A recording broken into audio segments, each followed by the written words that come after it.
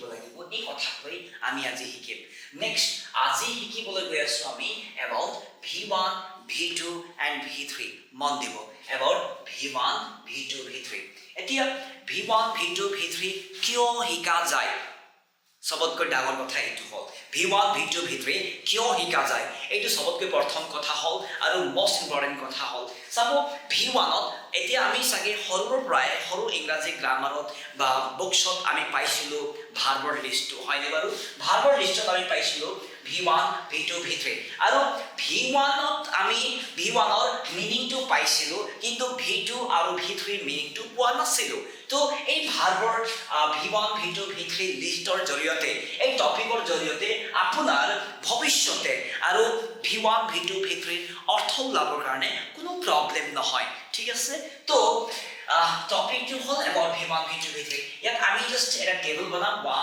2 আৰু 3 মন দিব দেই ইয়াত আমি প্ৰথমে লিখিম প্ৰথম ওয়াৰ্কশপ লিখিম আমি v1 এতিয়া চাব v1 ৰ আন এটা নাম কি হয় মন দিব v1 ৰ আন এটা নাম হ'ল মানে হ'ল or present tense বুলি কোৱা হয় present tense বুলি কোৱা হয় next or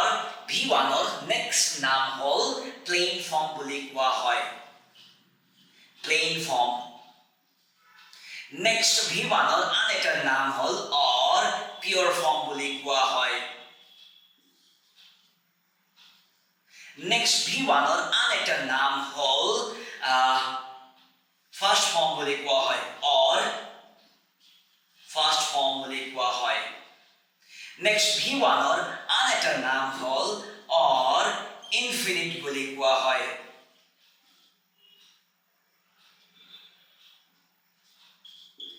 infinite বুলি কোৱা হয়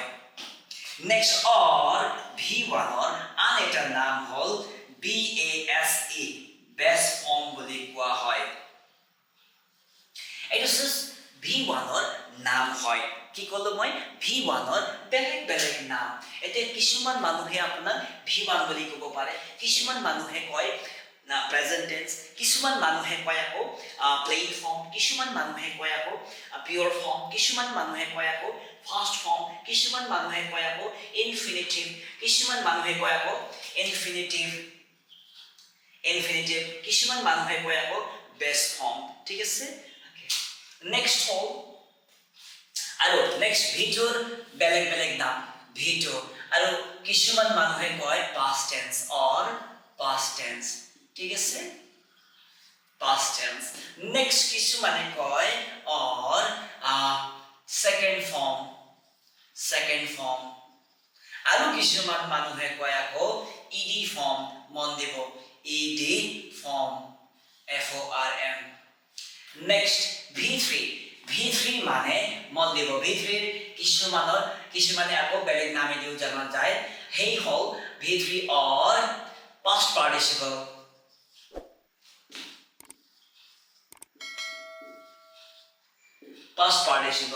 or third form বুলি কয় কিছুমানে third form or কিছুমানে আকৌ কয় মন দিব en form or to লিখি দিছো মই form মন দিব এতিয়া টপিক টু হল v1 v2 v3 ঠিক আছে নেক্সট v1 ৰ বেলেগ বেলেগ নাম হয় মানুহ ভেদে বেলেগ বেলেগ দেখতে ক'ব পাৰে ঠিক আছে কিন্তু v1 ৰ কথা কৈছে বুলি আমি জানিব লাগিব নেক্সট v2 মানে হল মন দিব v2 মানে হল যে v2 ৰ বেলেগ বেলেগ নাম হল past tense second form বা ed form বুলি জনা যায় v3 আন নাম হল আনকেইটা নাম হল যেনেকৈ past tense v3 past participle third form আৰু en form বুলি কোৱা হয় ই জাস্ট নাম হয় ইয়াত কোনো বৰ বিশেষ মানে ই নাই মানুহ ভেদে এটি সব ইয়াত যে আমি সেকেন্ড ফর্মত যে ed form লিখিছো ইয়াত অহা শব্দবোৰ v2 অহা শব্দবোৰ সব edit আহিব এই কথা নহয় ঠিক আছে just past tense of আমি v2 দি না জানো এতিয়া v3 মানে হল past participle মন দিব past participle মানে v3 হয় এতিয়া এই শব্দকে v3 হয় এই v3 মানে হল আৰু এটা ফর্ম পাইছো আমি en form মন দিব en form মানে মন দিব ইয়াত অহা শব্দবোৰ v3 পিছত en ফৰ্মতে আহিব এই কথা নহয় ঠিক আছে ই জাস্ট নাম হয় কিছে past participle আন এটা নাম হয় ঠিক আছে নেক্সট এতিয়া আমি বুজিব লাগিব what is v1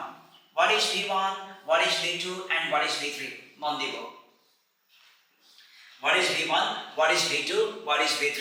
এতিয়া v1 মানে কি হয় v1 মানে হল it shows the meaning of present habitual action that means v1 মই মুখেদি কৈছো লিখা নাই জাস্ট যদি পারে লিখি লব ঠিক আছে v1 মানে হল it shows the meaning of present habit এটি অভ্যাসগত কাম যিমান থাকে সেই কথাবোৰ বুজাবলৈ আমি v1 ৰ পৰা শব্দ লব লাগিব যেনেকৈ মই বজাৰলৈ যাওঁ শব্দটো আমি v1 ৰ পৰা লৈ আহিব লাগিব ঠিক আছে নেক্সট হল মই গান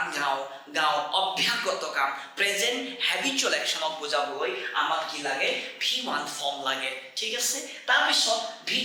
v2 মানে হল past action অতীতত হৈ যোৱা ঘটনাবোৰ অতীতত হৈ যোৱা কামবোৰক আমি v2 বুলি ক'ব লাগিব ধৰি লওক মই গান গাইছিলো এ যিমানবোৰ শব্দ আছে নহয় past tense pastor action অতীতৰ কাম বা অতীতৰ অভ্যাসগত কামক বুজাবলৈ v2 ৰ পৰা শব্দবোৰ লব লাগিব ঠিক আছে নেক্সট v3 মানে কি হয় মন দিব v3 কি হয় যে কিবা এটা কাম শেষ হৈ যাব সেই কামৰ প্ৰভাৱটো বৰ্তমানত আছে বুজাবলৈ এই v3 ব্যৱহাৰ কৰা হয় মই once again মই ৰিপিট কৰি আছো v3 অহা শব্দবোৰ যেনেকৈ কিবা এটা কাম শেষ হৈ গ'ল সেই কামৰ প্ৰভাৱটো আছে বুজাবলৈ v3 শব্দৰ পৰা v3 চাৰ্টৰ পৰা v3 কলমৰ পৰা শব্দবোৰ লৈ অনা হয় যেনেকৈ মই জাস্ট সৰু এক্সাম্পল দিব বিচাৰিছো যে মই কলম এটা কিনো I buy a pen ঠিক আছে I buy a pen মানে হল মই কলম এটা কিনো ঠিক আছে যদি এইটো মই কিনো ঠিক আছে v2 মানে হল I bought a pen মানে হল মই কলম এটা কিনিছিলো ঠিক আছে and v3 মানে হল মই কলমটো কিনা কামটো হৈ গ'ল সেইটো এতিয়ালৈকে আছে ইফেক্ট আছে মানে হল I have bought a pen মানে মই কলম এখন কিনিছো বা কিনিলো মন দিব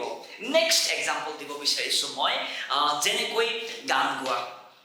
v1 কি হয় গান গোৱা শব্দক লৈ যদি আমি কানেক্ট কৰো প্ৰ্যাকটিক্যাল লাইফত তেন্তে v1 থকা শব্দটোৱে মন দিব v1 থকা শব্দটো v1 কলমৰ থকা শব্দটোৱে মই গান গাও অভ্যাসগত কাম বুজায় মন দিব কি কলো মই অভ্যাসগত কাম বুজায় v1 কলম থকা শব্দবোৰ ঠিক আছে v2 থকা শব্দবোৰে কি কৰে v2 থকা শব্দবোৰে কি কৰে মই গান গাইছিলো past অৰ্থ কৰে যেনেকৈ v1 I sing song ঠিক আছে v2 I sang song মানে হল v2 আহি যায় মই গান গাইছিলো হৈ গ'ল গোৱা শেষ হ'ল খতম ওকে নেক্সট হল v3 মানে হল কামটো শেষ হ'ল তাৰ প্ৰভাৱটো আছে মানে হল I have sung song মানে হল মই গান গালো মই গাইছো কোৱা নাই মই গান গালো